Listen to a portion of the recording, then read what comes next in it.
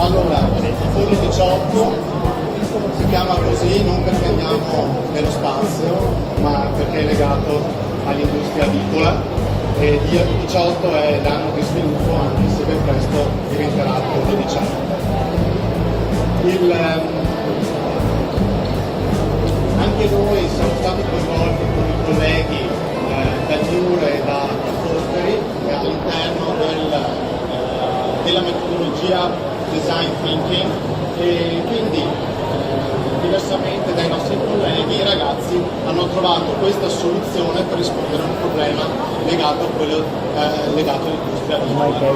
Il nostro progetto si declina all'interno dell'industria 4.0 in quanto integra elettronica, meccanica, sensoristica e anche intelligenza artificiale. Successivamente vorremmo, siccome vedete nelle immagini che il capannone ha un'estensione molto elevata e un oggetto di questo tipo probabilmente da solo non può fare, poi i ragazzi vi spiegheranno cosa, avrà bisogno di collaborare con altri robot simili e quindi dovrà in qualche modo prendere delle decisioni. L'intelligenza artificiale ci serve per prendere decisioni e per collaborare con altri robot. Anche questo è un progetto ambizioso e speriamo di arrivare a termine e avere un prodotto funzionante e utile per l'industria. Grazie. Allora, io adesso introdurrò del progetto.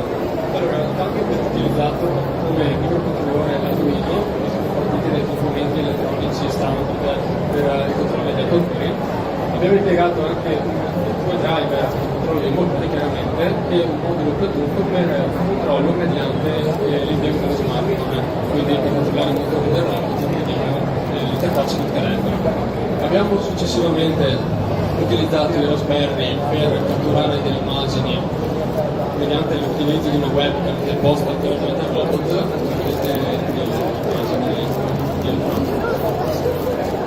e il problema è che il Raspberry non è un dispositivo adatto all'acquisizione delle immagini e l'elaborazione dei dati. Infatti è un hardware che non ha una grande potenza come le altre schede video che possono elaborare immagini molto pesanti con algoritmi diversi. Infatti abbiamo impiegato un modulo Wi-Fi che è posto qui sopra, in grado di trasmettere l'immagine ad un PC esterno in modo da elaborarla con un algoritmo realizzato con un software particolare.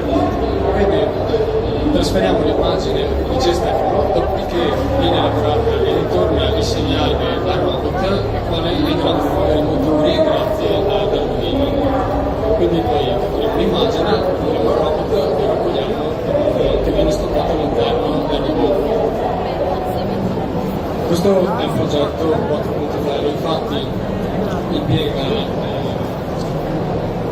un'interfaccia uomo-macchina, più che altro l'interfaccia uomo-macchina possiamo dire che è la sostituzione del lavoro eseguito da un operatore umano, sostituendo quindi con un sistema meccatronico. Perché questo? Questo è fatto ovviamente in una tecnica,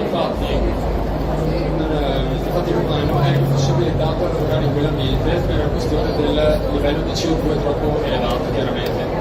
Un allevamento agricolo, infatti il livello di CO2 è estremamente elevato. Perciò la soluzione è stata appunto quella di impiegare il sistema meccatronico per sostituire l'operatore umano. Passo la parola al collega. Allora, oltre alla parte di elettronica che è stata spiegata da Gianmarco, c'è un'importante parte di meccanica che abbiamo curato e testato.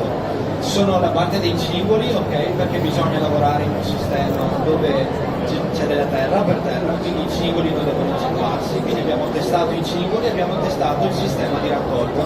Questa macchina serve a raccogliere le carcasse, però potrebbero impigliarsi, incepparsi, quindi abbiamo sviluppato questo sistema con un rullo singolo, con i denti disposti geometricamente, abbiamo fatto prove con sistemi a denti elicoidali o con più rulli, ma questa è risultata la meccanica più semplice ma anche più efficace. Questa meccanica comunque è semplice perché quella che sarà più importante sarà quella dello sviluppo futuro. Infatti il professore ha detto appunto che ci sarà Apollo 19 che avrà un vero e proprio sistema di raccoglimento del pollo, ci sarà una vasca che ospiterà più carcasse e un sistema di tabirulana che muoverà il pollo verso il fondo in modo da poterne ospitare più di uno.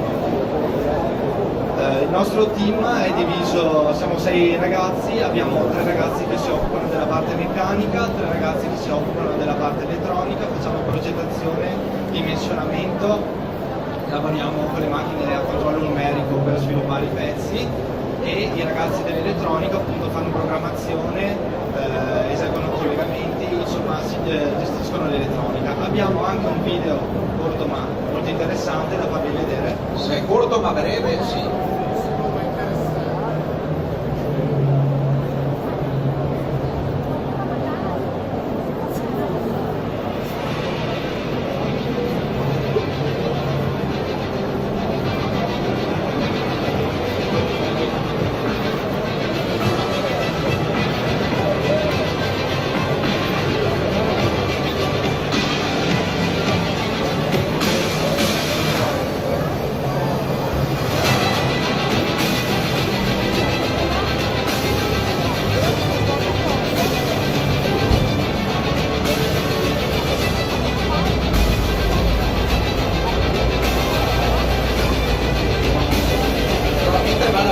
Volevo chiedere una cosa, avete capito cosa serve sta macchina? Ecco, molto chiaro, avete capito? L'obiettivo era togliere carcasse di polli morte che altrimenti doveva essere un'operazione a cui doveva essere dedicato uno o più addetti, cioè la cosa fondamentale è capire che questa macchina sostituisce l'uomo in una delle azioni che possono essere tranquillamente gestite dalla macchina. Adesso si vede che raccoglie, bene? Siamo. Facciamo soffrire un attimo. Sì. Ecco, arriva. Questa parte il controllo è remoto, anche se è stata sviluppata la parte di raccoglimento automatico.